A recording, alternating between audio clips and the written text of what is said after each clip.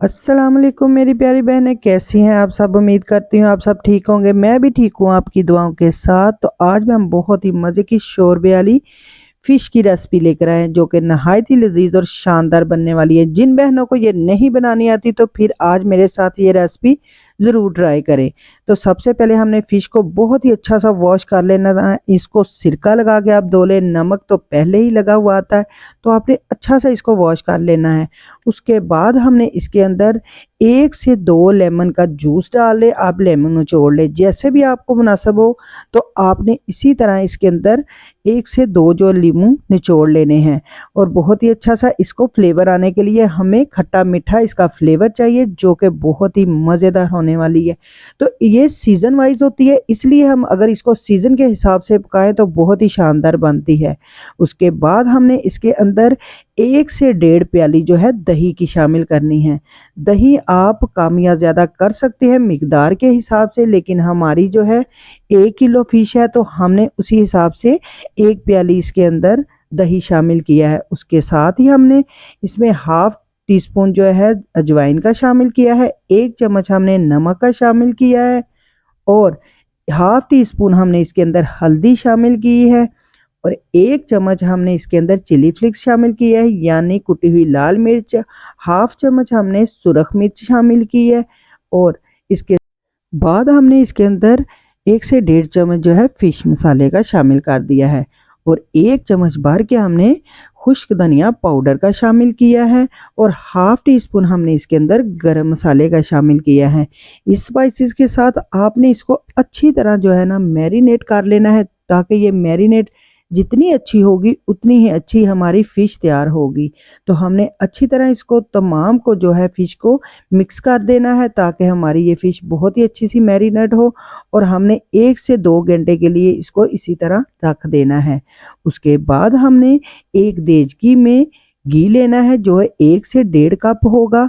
आपने इसी तरह घी को अच्छा सा गर्म कर लेना है और उसके अंदर हमने 2 से 3 प्याज, आप छोटे लेंगे तो 3 ले लें, अगर बड़े प्याज हैं तो 2 ले लें।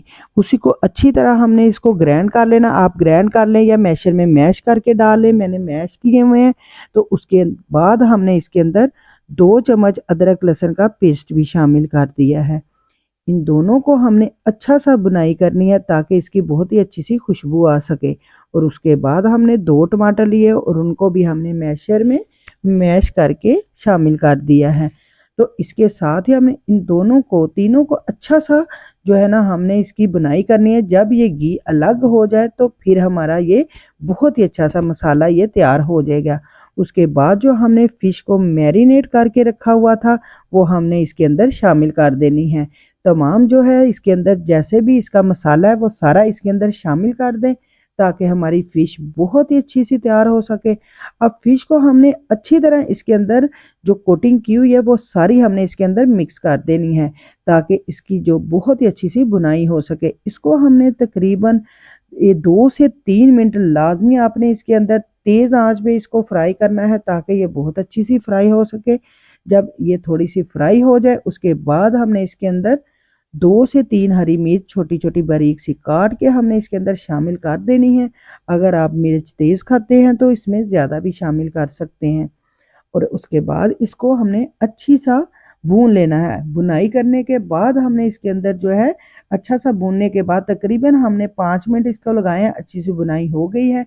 जब हाफ़ परसेंट ये गल जाए उसके बाद इसको हमने इसके अंदर पानी को शामिल करना है। पानी हमने 1 से 1.5 गिलास शामिल किया है, ताकि 1 गिलास बाद में रह जाए, आधा गिलास हमारा इसी के अंदर खुश्क हो जाए। तो इसी के साथ हमने पानी को शामिल कर दिया है और हमने 10 मिनट के लिए इसको ढक कर बनाना है। बहुत ही अच्छी और शानदार हमारी फ़िश रेडी हो गई है। देखें, ना तो ये टूटी है और ना ही कुछ। वैसे ही बहुत अच्छे से ये पीसीज़ है, जो बहुत ही शानदार लुक दे रहे हैं। कइयों की ये होती है कि कोई लोग कहते हैं कि हमारी फ़िश तो बिल्कुल हलीम हो गई, लेकिन देखें बहुत ही अच्छी बनी है। और इसके साथ ही हमने इसके अंदर हरा धनिया शामिल किया है और इसको हमने फाइनल लुक की तरफ ले गए हैं। आखिर में हमारा बहुत ही अच्छा सा ये देखिए शोरबे वाली फ़िश तैयार हो गई है, जो कि सीज़न के हिसाब से आप इस तरह बना के खाएँ तो बहुत ही लज़ीज़ होती है। उम्मीद करती हूँ कि आपको मेरी आज की ये रेसिपी अच्छी लगी होगी। अच्छी लगी है तो प्लीज़ मेरे चैनल को लाइक करें, सब्सक्राइब करें और आगे दोस्तों को शेयर करें। फिर मिलेंगे नई रेसिपी के साथ, तब तक के लिए अल्लाह हाफिज़।